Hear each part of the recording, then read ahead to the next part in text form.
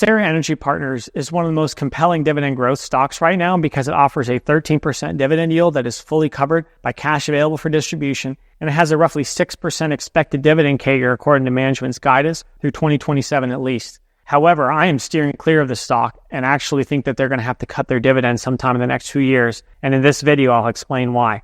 Hey everyone, this is Samuel. I run High Yield Investor, the top-ranked investing group on Seeking Alpha, and I specialize in dividend investing. I recently launched my YouTube channel to share my unique approach to dividend investing with a larger audience, and I need your help to make it a success. So if you could please like this video, subscribe to my channel, and share your thoughts on NextEra Energy Partners in the comment section below, I'd be greatly appreciative. Thank you very much.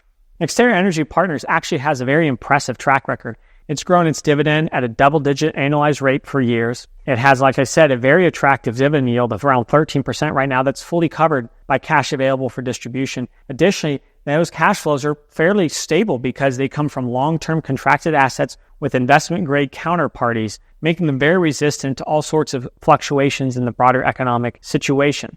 Additionally, they operate in the renewable power sector, which gives them a very attractive and impressive growth runway for years to come. Numerous opportunities to invest, whether through acquisitions, buying drop-down assets from their parent, NextEra Energy, which is a leading utility and owns the majority of NextEra Energy Partners' equity, making them well aligned with shareholders. In fact, NextEra Energy has an A- credit rating, giving them significant financial resources to backstop NextEra Energy Partners if need be.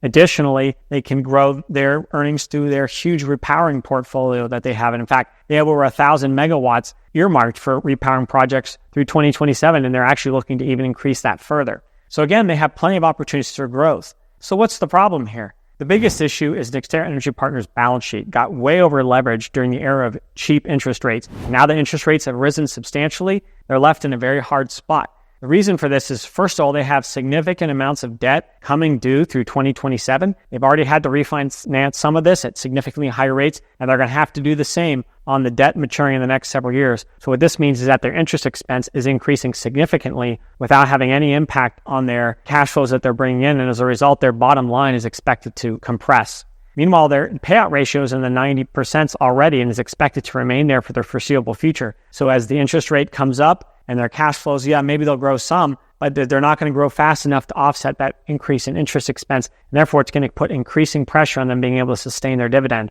And what I think is going to ultimately break their back of their being able to support and even grow their dividend is the fact that they have these enormous CPIFs coming due. And what these CPIFs are simply convertible equity portfolio financings that they did, where they have to redeem them at a certain point or basically give up entire assets to the person who invested that equity initially. And so they have billions of dollars worth of CPIFs coming due from now all the way through 2032.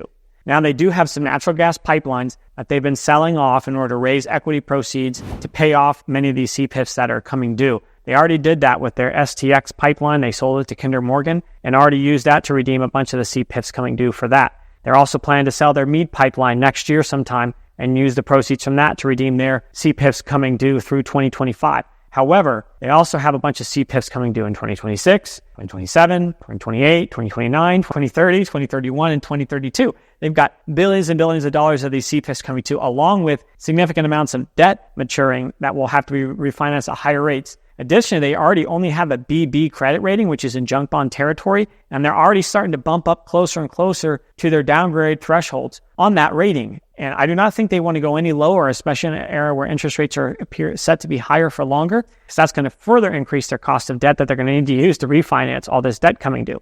So what does that mean? How are they going to be able to redeem these CPIFs? Well, they only have a few options. One, they can issue equity. However, their stock price has gotten beaten down. They're paying out a 13% dividend on it already, and their cash available for distribution yield is even higher than that. And so issuing new equity is not going to be an accretive way to do this because they're going to effectively be giving up equity in their company at like around a 15% yield, which is not at all attractive.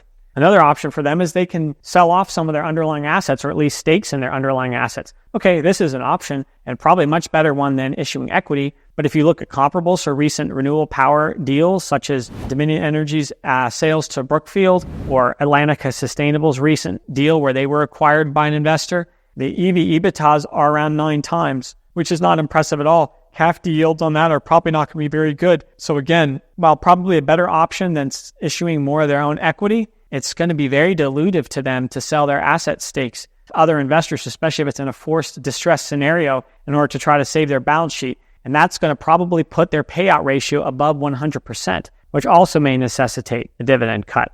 What's another alternative? Well, they could issue more debt. However, as I shared, that debt is going to have to be issued in the high single digits, probably around 8%, and it's going to push them into downgrade territory further on their credit rating, which is going to further hurt their balance sheet. They are already so heavily over leveraged. It makes little sense to take out more debt simply just to keep effectively overpaying a dividend. And in fact, that increased interest expense is also likely going to push their payout ratio closer and closer or even higher than 100%. So what does this mean? Well, NextEra Energy offer them another lifeline? Well, they've already offered them one lifeline. They've suspended IDRs through 2027 at least, which provides them with a lot of extra cash flow to help keep their dividend going. So what else can NextEra Energy do for them? Perhaps they can offer them some really special terms on some kind of financing, some kind of creative financing to help them work through these CPIFs in the short term. Maybe they could simply give them some drop downs at really, really attractive prices that could enable them to grow their cash flows enough to get enough additional leverage capacity on their balance sheet to be able to take out debt to redeem these CPIFs. These are possible. However, at the end of the day, NEP exists for the purpose of NextEra Energy, not the other way around. And so management of NextEra Energy is going to have to come together and decide, hey, how much longer are we going to put money into NextEra Energy Partners in order to prop it up as a financing vehicle? Because at the end of the day, NextEra Energy Partners, the only reason they exist is to be able to raise capital to help fund acquisitions of NextEra Energy's large renewable power development pipeline. It enables them to monetize those investments while still keeping their focus on regulated assets, keep their credit rating strong, and just focus on their bread and butter as a regulated utility, but still can bring in that cash flow from developing renewable projects. So at the end of the day, NextEra Energy is going to have to decide, what are we going to do? Are we going to just roll up NextEra Energy Partners? Are we going to sell it? What are we going to do with it? Are we going to continue to pour capital in it to prop it up? I don't think the economics make much sense for NextEra Energy to do something like that, at least not in a manner that is truly accretive for NextEra Energy Partners shareholders. So I think over the long term, eventually NextEra Energy Partners is going to have to decide, we're going to have to slash our dividend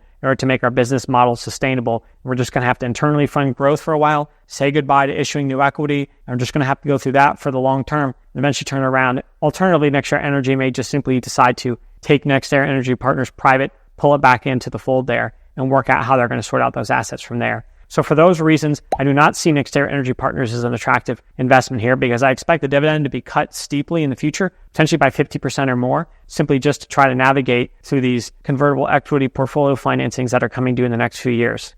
In fact, I issued a sell rating on the company about 9 days ago for that very reason, and since then it's down by almost 15%. As a result, I'm not quite as bearish on it today as I was then. I'd probably maybe put it at a hold now, but I still definitely have no plans to buy it anytime soon. If you enjoyed this video and found it to be helpful for your own dividend investing journey, please like the video, subscribe to my channel, and let me know in the comment section below. Also, if you have a request for a future dividend video topic, please also share that in the comments below. I can't promise that I'll do it, but I love to hear what my viewers want to see. Thank you very much. See you next time.